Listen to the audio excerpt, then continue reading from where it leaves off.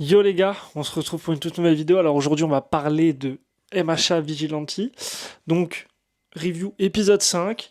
On commence tout simplement avec un épisode qui essaye de nous introduire un sort de flashback en fait. Euh, une histoire... Alors ça va être rapide.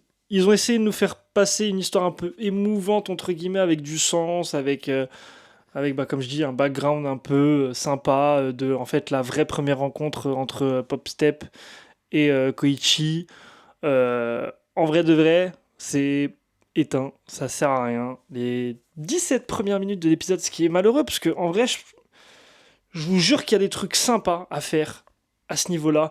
Euh, Quand du coup, donc t'as l'histoire de Koichi, de comment il a loupé son examen pour devenir héros, donc parce qu'il a sauvé un petit garçon d'une rivière, euh, et donc il n'a pas eu le temps après, ça lui a fait perdre du temps et du coup il a été en retard pour son examen. Et en fait, tu vois que lui, son rêve entre guillemets, genre son souhait, c'est qu'un jour, ce petit garçon grandisse et devienne un héros et explique cette histoire en mode ouais, je suis devenu héros grâce à ça. Genre, c'est ce que lui a envie que ça se passe. Et tu te dis, bah, t'as l'impression que c'est ça qui arrive et tu te dis, bah, c'est stylé en vrai. Ça peut être sympa si c'est vraiment bien fait comme ça. En fait, c'est mieux que le vrai truc qu'on te dit et qu'on te dit qu'en fait, c'est juste Pop Step. C'était pas un garçon, c'était une fille, en fait. Et en fait, c'est tout simplement Pop Step. Et c'est comme ça qu'ils se sont rencontrés la première fois. C'est elle qui a la veste. En fait, le message devient moins bien, nul, je trouve. Tout simplement. Surtout qu'on est sur un truc un peu redondant, genre en mode.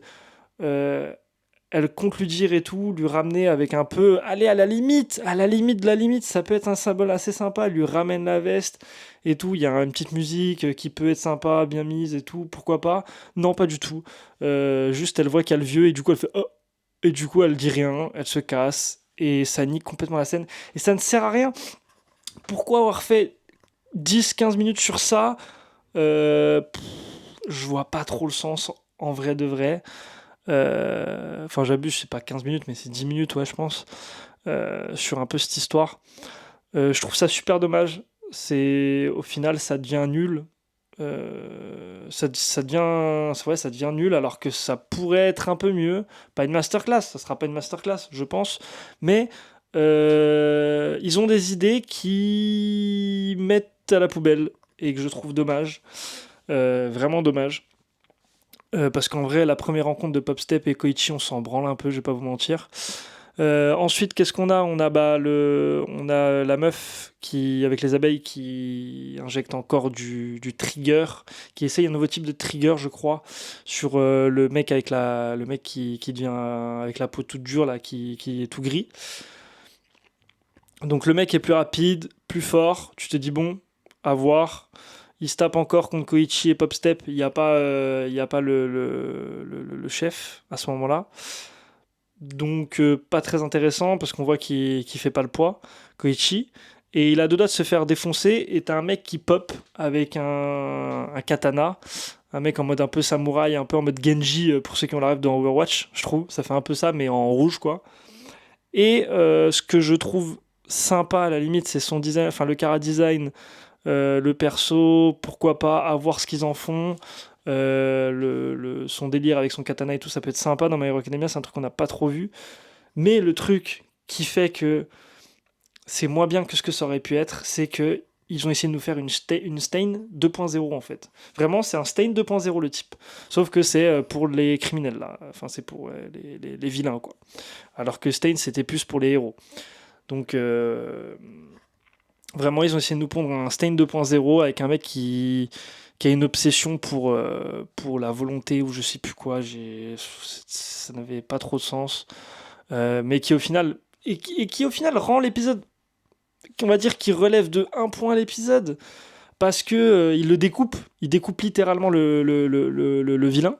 Je crois qu'il lui coupe la main, après il le coupe en deux, je sais plus, il y a une mare de sang. Donc ça fait un truc un peu gore. On se dit, ouais, c'est sympa, pourquoi pas. Avoir à creuser, un perso à creuser, à voir ce que ça donne.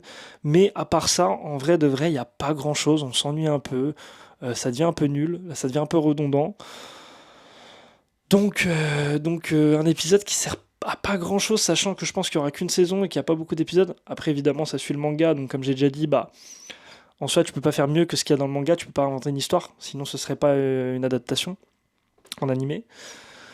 Donc voilà, où on en est, où ça finit, et on attend de voir la suite, même si je commence à perdre un peu espoir, au final, parce que j'ai de bons espoirs pour cet animé. À voir ce que ça donne. En tout cas, on sait très bien que cet animé, c'est juste pour nous faire attendre la saison finale de My Hero Academia. À voir ce qu'ils nous font avec ça. Et en tout cas, sur ce, les gars, moi je vous laisse. La vidéo était rapide. De toute façon, il n'y a pas grand chose d'autre à dire, à part que bon, bah c'était nul. Je suis pas aigri, désolé pour ceux qui seront pas contents dans les commentaires, les gars, mais je dis ce que je pense. Si vous avez kiffé, bah tant mieux pour vous. Écoutez, c'est tout ce que je peux vous dire. Sur ce, les gars, moi je vous dis ciao. On se retrouve très bientôt pour une nouvelle vidéo.